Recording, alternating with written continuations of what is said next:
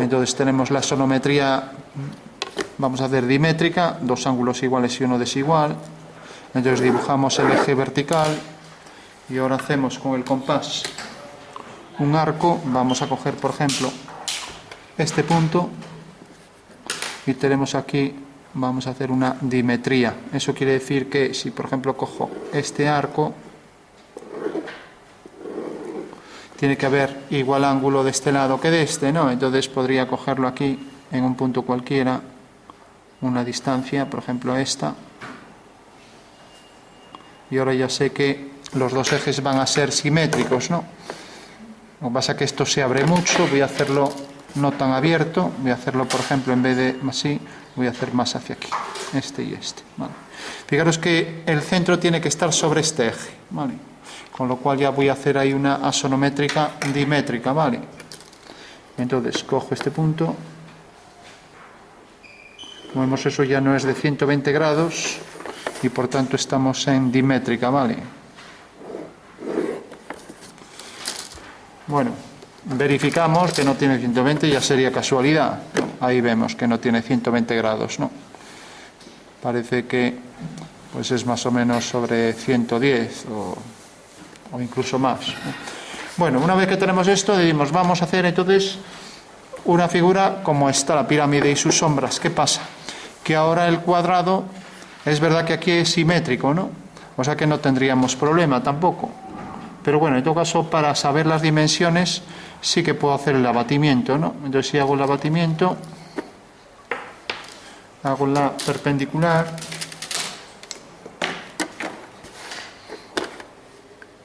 y voy a aprovechar también esas líneas del arco de la intersección, ¿no? Con lo cual, al hacer el abatimiento, pues tengo que cae aquí, ¿vale? Entonces ya sé que el abatimiento de la figura es esta, de esa cara del triedro, ¿no?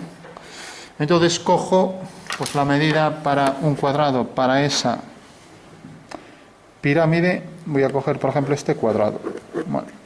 Bueno, pues ahora al proyectar aquí mediante una vertical y una vertical, y ahora haciendo aquí paralelas a los ejes, ya tengo entonces la sonometría dimétrica de la figura, ¿vale? Una y otra. Y ahora le damos la altura, ¿vale? Y ya tenemos ahí la pirámide, ¿vale? Pirámide en asonometría dimétrica, ¿vale? Bueno, decíamos que íbamos a cambiar la orientación de la sombra. Entonces, por ejemplo, tenemos los vértices en el plano XY. Entonces lo que voy a hacer es, por ejemplo, que la sombra pues caiga aquí. Voy a ponerla aquí, la sombra del vértice, ¿vale? Por tanto, el vértice tiene su proyección en el suelo aquí. Eso quiere decir que la sombra de la figura es esta y por tanto esa es la dirección del rayo y por el suelo viene por aquí, ¿vale? O sea que la sombra del vértice es esta, V sub S, ¿vale? Eso quiere decir que la sombra de esa línea será esta, la sombra de esta línea será esta. Y ahora la sombra de esta pues también se ve por aquí, fijaros que aparece también, ¿vale? De acuerdo. O sea que tenemos que la sombra de las tres líneas deben concurrir todas hacia este punto, ¿vale? ¿Se entiende eso? Sí. Vale. Bueno, por tanto, como esta cara es en realidad la sombra de esta, eso quiere decir que esto cae en sombra, ¿vale? Y como esta tiene aquí su sombra, pues también esto quedará en sombra. Por lo tanto, toda la figura está de espaldas a la luz y toda la figura debe aparecer en sombra. O sea que esta cara estará en sombra, esta también, y luego proyecta estas dos sombras de las caras, ¿vale? Bueno, todo el mundo entiende eso, ¿no? Vale. Si hacemos, por ejemplo, otra figura, sabemos, por ejemplo, para el caso de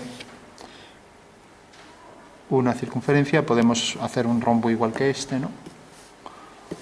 Entonces, ahora ya no nos vale la plantilla que teníamos antes, ¿no? Porque era una plantilla de elipses isométricas, ¿no? Entonces venimos aquí prolongamos esta línea, prolongamos esta otra, serán paralelas, y vamos a hacer, por ejemplo, que caiga aquí detrás.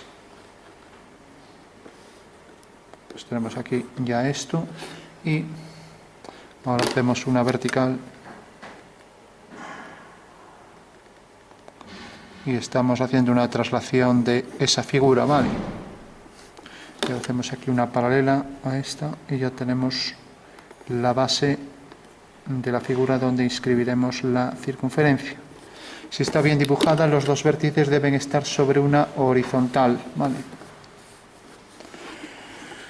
Bueno, por último le damos también la altura al cono. Esta será una línea vertical y hacemos esta circunferencia. Si no tenemos una plantilla de elipses, a ver si hay alguna aquí, habrá que hacer la mano, pero casi siempre venden muchas de estas, como veis son mucho más excéntricas, ¿no? Y malo será que no encontremos una aquí que se adecue a esta base, ¿no? Fijaros que tiene la marca ahí. Bueno, parece que esta se ajusta, pero esta ya queda grande.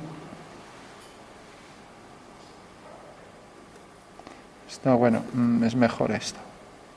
Bueno, pues tenemos ahí ya la base del cono, ¿vale? Bueno, como veis tuvimos que hacer un rectángulo, y dentro de ese rectángulo, ese cuadrado en perspectiva que se representa como un rombo, y aquí en los puntos medios tendremos los ejes conjugados de esa elipse, ¿vale? Uno y otro. Y por último, cogiendo aquí la altura, pues ya tenemos el cono.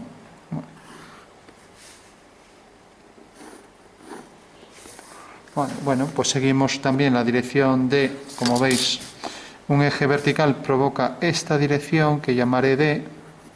Pues aquí haremos lo mismo. Por este punto haremos la misma dirección. Bueno. Entonces hago una paralela a esa línea por este vértice. Y ahora, ¿cuál será el siguiente paso para calcular la sombra del vértice? Que alguien me lo diga. Pues hacer una paralela al rayo de luz, ¿no? Bueno, entonces cojo el rayo de luz que tiene esta dirección y hago por V una paralela.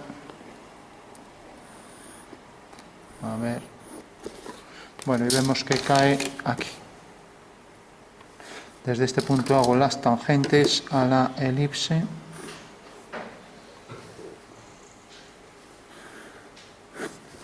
Y en el punto de contacto uno con este punto, con lo cual esa será la separación de luz y sombra, ¿vale?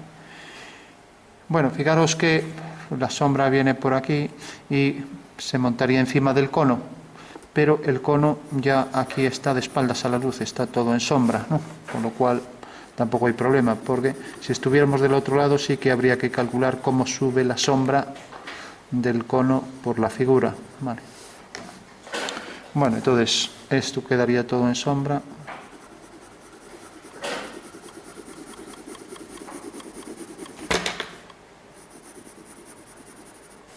Y esto quedaría todo en sombra, ¿vale?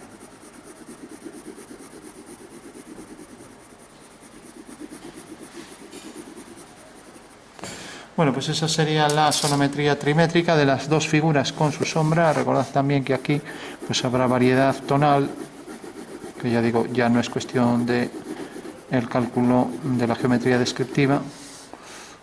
El nombre técnico del cálculo de sombras en otra época ya está en desuso. ¿Alguien lo sabe? ¿Cómo se llamaba el cálculo de sombras? Bueno, se llamaba esciografía. En libros antiguos todavía aparece, ¿no? Bueno, entonces tenemos las dos sombras de la figura. Bueno, la sombra de la pirámide que viene todo por aquí y por aquí.